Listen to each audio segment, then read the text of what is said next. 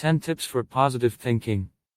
Positive thinking determines not only the success you have in your sport but the enjoyment that you take from it as well.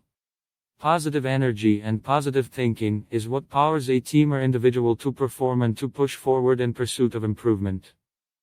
Negativity, on the other hand, sucks everything good out of what should otherwise be an enjoyable experience and, more often than not, results in failure.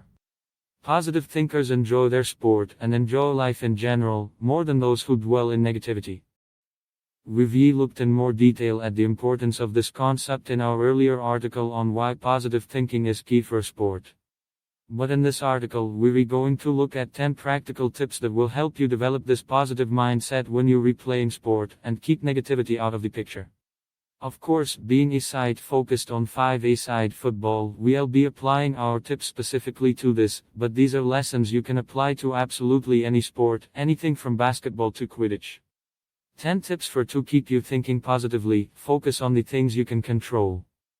Don't focus so much on outcome targets, such as the end result or how many goals you scored.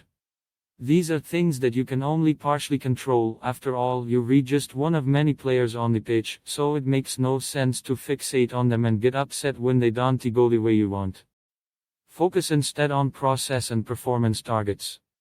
These are things you can control, such as your attitude, whether you tracked opponents when you were defending, whether you put in enough effort, whether you got your shots on target when you had the chance. These are all things you can control. Even if you meet your performance targets, you still might lose the game. Why spend your time feeling negative about things beyond your control? It's the things you can influence that really matter. Thinking about your own performance also helps you identify the areas where you can personally make a difference and be a valuable asset to your team, so you're more likely to be successful like this anyway. 2. Be realistic in your expectations. The truth is, sometimes you've got to hold your hands up and say that you were comprehensively beaten by a much better opponent with much more experience. What might seem like a heavy defeat might actually be a fantastic result when you objectively consider how much better they are. This doesn't mean that you should develop a losing mentality. If you gave it everything to try to win but still lost, there's no point dwelling on it. Analyze, improve, move on. 3. Look for the positives in your performances. When you're reanalyzing a game, make sure that you put more effort into reflecting on what went right than what went wrong. Maybe you put a few good moves together and your team scored a great goal. That's something you can build on. Finding the positives give you the encouragement to improve other areas. Even the negatives can become positives with the right mindset. Let us say your goalkeeper was at fault for a couple of the goals you conceded. You could look at the situation and think how those mistakes cost you the game, or you could instead take heart from the fact that, with a couple of simple goalkeeping improvements, you'll be very close to winning next time. 4. Be constructive and encouraging with your teammates. One of the beauties of 5-a-side is that it's a social game and players love to stick around and chat about things afterwards. The post-match autopsy is an unavoidable part of the conversation for most people, but it's here that a lot of negativity can creep in. Sometimes a point needs making to somebody. Maybe your goalkeeper has consistently been giving away goals through poor distribution, rolling the ball straight to the opposition. Instead of being openly critical about them, or even worse, moaning behind their back, it's much better to ask them about it, see if they've got any suggestions on what the team can do to help, and be positive in your comments. Some helpful, not patronizing advice, encouragement and reassurance is often all that players need to be able to work on fixing their errors. Positive comments help build bonds between players, the bonds that help build a team and encourage everyone to work hard and support each other. Nobody tries to make a mistake, and shouting at them generally isn't a great motivating technique. They'll just think you're a maniac who is taking it much too seriously. 5. Cherish the successes. Barbara Fredrickson, a positive psychology researcher at the University of North Carolina, published a study that showed the power of focusing on the positives.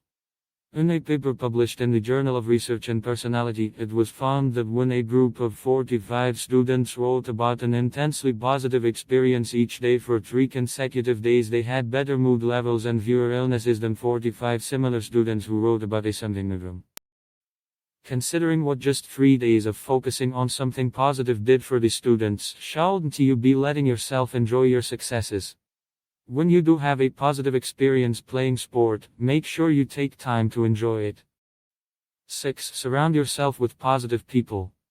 It has no fun at all playing with people who are moaners. It'll quickly bring you down, and where there are 2 or 3 of these personalities, you can find yourself quickly spiraling downwards in a cycle of negativity and discontent.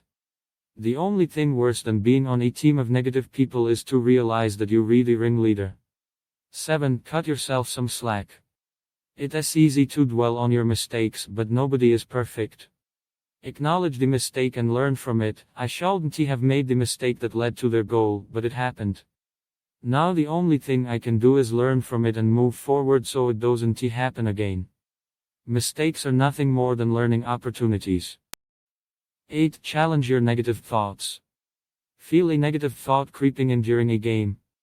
Cut it off at an early stage, before it festers and becomes destructive. If it is still bothering you at the end of the game, raise it constructively with your teammates. 9. Remember why you're replaying. When all seems to be going wrong and people are getting stressed, consider why you've decided to dedicate your free time to playing football in the first place.